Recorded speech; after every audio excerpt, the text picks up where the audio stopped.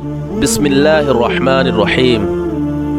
یہ بات تو ہم سبھی جانتے ہیں کہ یروشلم شہر دنیا کے تینوں ابراہیمی مذہب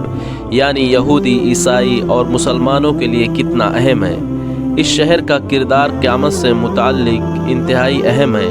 خاص طور پر مسجد اقصی کے مسلمانوں کے لیے مکہ اور مدینہ کے بعد سب سے مقدس ہے۔ عیسائی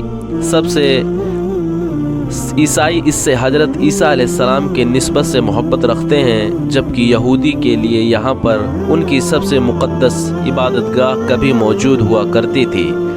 جس کی ایک دیوار آج بھی بالکل صحیح سلامت ہے، یعنی دیوار گریا، اور یہ اس وقت بھی وہاں پر رو رو کر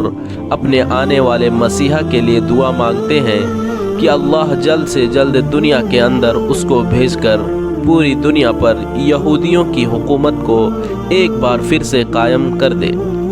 جیسے کہ حضرت سلیمان علیہ السلام کے دور کے اندر تھے۔ ہیکل سلیمانی کی تاریخ پر ہم اپنی ویڈیوز کے اندر کئی بار بات کر چکے ہیں، لیکن مختصر جان لیں کیسے۔ سب سے پہلے اللہ کے حکم پر حضرت داؤد علیہ السلام نے تعمیر کی تھی، اور یہ یہودیوں کی پہلی باقاعدہ عبادت گاہ تھی، کیونکہ اس سے پہلے یہودیوں کے اندر باقاعدہ کسی عبادت گاہ کا تصور موجود نہیں تھا۔ اس عبادت گاہ کے اندر مقدس تابوت سکینہ بھی رکھا ہوا ہے، اور اسی تعمیر کے دوران جب اچانک سے حضرت داؤد علیہ السلام کی وفات ہو گئی تو ان کے بیٹے حضرت سلیمان علیہ السلام پیغمبر اور بنی اسرائیل یعنی یہودیوں کے قوم کے بادشاہ بنے۔ دونوں نے ایسے جنات کی مدد سے تعمیر کروایا، اور اسی نسبت سے اسے کہتے ہیں ہیکل سلیمانی۔ اللہ نے حضرت سلیمان کو پوری دنیا پر حکومت عطا کی تھی۔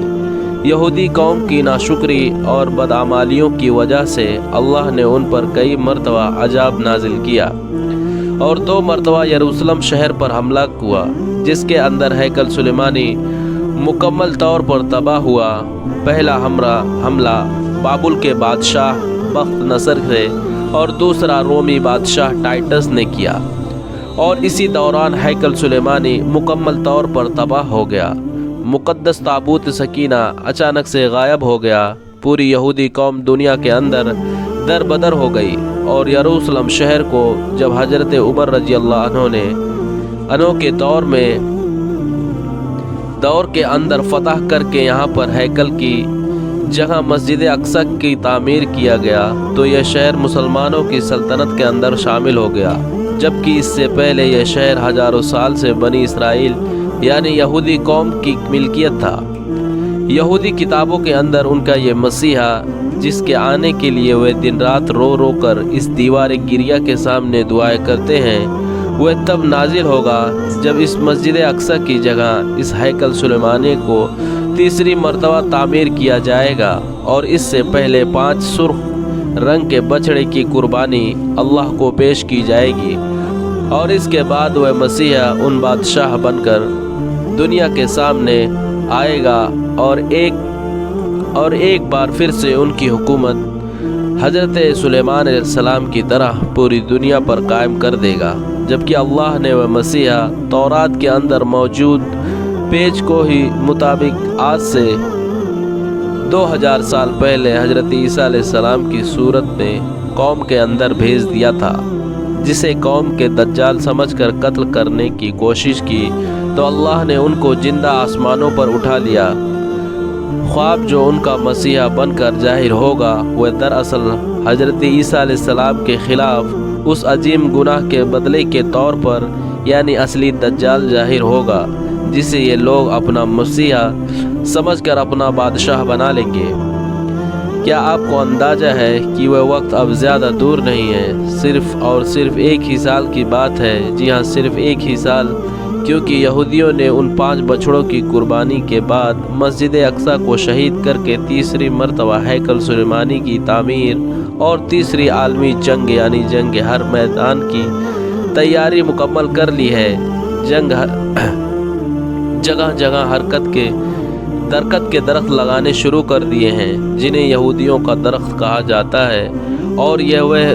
واحد درخت ہے जो कि रसूलुल्लाह सल्लल्लाहु अलैहि वसल्लम की हदीस मुबारका के मुताबिक यहूदियों को जंग में पनाह देगा।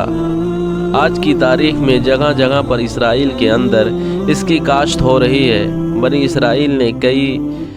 दहाई तक उस लाल बछड़े का इंतज़ार किया है जो कि आज से हज़ारों साल पहले यहाँ पर मौजूद हुआ करती थी, लेकिन अब ना पैदा हो चुकी है। यह इसराइल में लाल रंग के बछड़े मौजूद तो हैं, लेकिन तौरात के अंदर उस बछड़े की निशानी ये भी लिखी गई है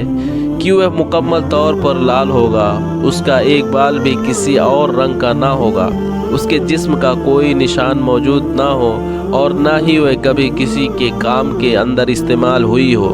उसकी उम्र तकरीबन 3 साल के करीब हो। इसराइल में इस वक्त कई ऐसी गाय मौजूद तो हैं जो कि पैदाइशी तौर पर मुकम्मल तौर पर लाल हुआ करती हैं, लेकिन बड़े होते ही उनका रंग तब्दील हो जाता है, जिन्हें कुर्बानी के तौर पर पेश नहीं किया जा सकता। लेकिन इसराइल ने ऐसी गाय की तलाश पूरी दुनिया के अंदर शुरू कर दी और आखिरकार सिर्फ 1 साल पहले यानी 2022 के अंदर उनकी ये तलाश उस वक्त ख़त्म हुई जब अमेरिका रियासत टेक्सास के अंदर उन्हें ये 5 लाल रंग के बछड़े मिल गए, जिसके अंदर वह तमाम खूबियाँ मौजूद थीं जो कि तौरात के अंदर उस कुर्बानी के जानवर के मुताबिक अल्लाह ने बयान की हैं। हज़रत मूसा अलैहिस्सलाम के दौर से लेकर हज़रत ईसा अलैहिस्सलाम के दौर तक यानी यहूदी कौम किसी इबादत या किसी काम के लिए ऐसे ही लाल बछड़े की कुर्बानी पेश किया करती थी, जबकि कुरान के अंदर इसका रंग शौक पीले रंग का बयान होता है, क्योंकि जिस बछड़े की यहूदी सुर्ख कह रहे हैं वह असल में मुकम्मल तौर पर सुर्ख या लाल नहीं बल्कि यह पीले शेड के साथ है, या यूं कहिए कि सुर्ख और पीले रंग का मिलाप है, क्योंकि असल सुर्ख रंग कुछ ऐसा होता है। और वैसे भी हमने आज तक यही देखा है कि हज़ारों साल के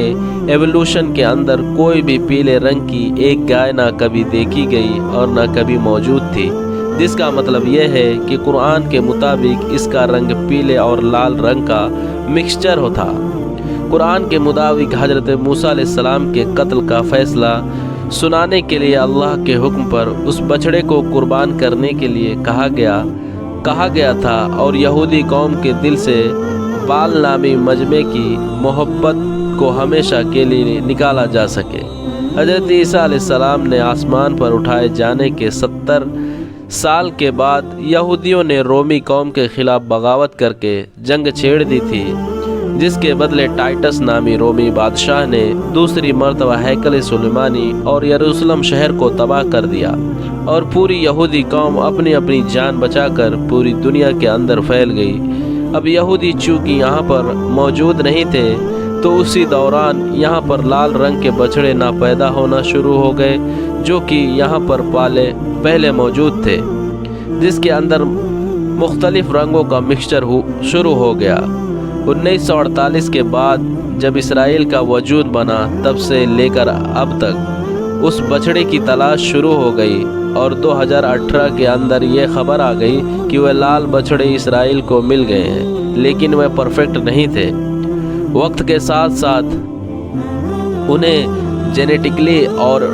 तौर पर इसराइल के अंदर पैदा करने की कोशिश की गई, लेकिन उसके अंदर भी नाकामी हुई। आखिरकार 2022 के अंदर उन 5 लाल बछड़ों को ढूंढकर 16 सितंबर को इसराइल लाया गया, जहां पर उन्हें ख़ास निगरानी के अंदर किसी मालूम जगह पर रखा गया। उसके मालिक का कहना है कि उसके जानवर बिल्कुल परफेक्ट हैं, उसका एक बाल भी किसी और रंग का नहीं है, ना ही ये कभी बीमार हुई और ना ही उसमें कोई काम करवाया गया। 2022 तक जब कोरोना का टाइम था तो उनके कानों पर भी कोई टैक्स नहीं लगाया गया। जैसे कि अमेरिका में आम तौर पर जानवरों की पहचान के लिए कुछ इस तरह के टैक्स लगाए जाते हैं, लिहाजा ये जानवर उसी कुर्बानी के लिए बिल्कुल परफेक्ट हैं। इन बछड़ों की उम्र 1.5 साल और 2 साल की है, यानी सिर्फ 1 या 1.5 साल बाकी है उनकी कुर्बानी में। अगर इसके दौरान ان کے اندر مزید کوئی ڈیفیکٹ نہ نکل آئے تو انجیل کے مطابق ان بچڑوں کی قربانی کے بعد ان کی راکھ اور ہیکل کے اندر موجود پادریوں جو کہ اس کی قربانی کرے گا اس کے گناہوں کو پاک کرنے کے لیے استعمال کیا جائے گا۔ وہ شخص ایسا ہو جس کے کبھی کسی مردہ چیز کو ہاتھ نہ لگایا ہو اور نہ ہی کبھی کوئی گناہ کیا ہو، بلکہ بالکل پاک ہو، اور ایسے 7 کے قریب پادریوں کو یہودی نے سلیکٹ کر رکھا ہے، بس ان کے بچڑے کے قربان ہونے کا انتظار ہے۔ صرف 1 یا 1.5 سال کا انتظار ہے۔ اس قربانی کی تیاری ماؤنٹ اولیو پر رکھی گئی ہے، یعنی زیتون کے پہاڑ پر، اور یہ وہ جگہ ہے جہاں سے مسجد اقصی کا مینار بالکل صاف نظر آتا ہے۔ اس پہاڑی پر جگہ جگہ پر درخت کے درخت بھی لگے ہوئے ہیں، کیونکہ یہودی قوم یہ بات جانتی ہے کہ یہودی کے تورات، عیسائیوں کی انجیل اور مسلمانوں کی صحیح احادیث کے اندر واضح طور پر ایک عالمی جنگ کا اشارہ دیا گیا ہے، جو کہ حق کے باطل کی آخر جنگ ہوگی، یعنی کہ جنگ کے ہر میدان۔ آپ کو کیا لگتا ہے کہ اسرائیل اپنی ملٹری ٹیکنالوجی اور IT کو اتنا مضبوط کیوں کر رہا ہے؟ یہ اسے امریکہ کے ہوتے ہوئے بھی آخر کس بات کا ڈر ہے؟ ہر گزرتے وقت کے ساتھ وہ اپنے آپ کو مضبوط کس لیے کر رہا ہے؟ دوستو، اگر آپ کو یہ ویڈیو پسند آئی ہو تو ہمارے چینل کو لائک اور شیئر ضرور کریں، اور ہمارے چینل کو سبسکرائب کریں، اور جاتے جاتے ایک پیارا سا کمنٹ اس ڈسکرپشن میں نیچے لکھتے جائیں۔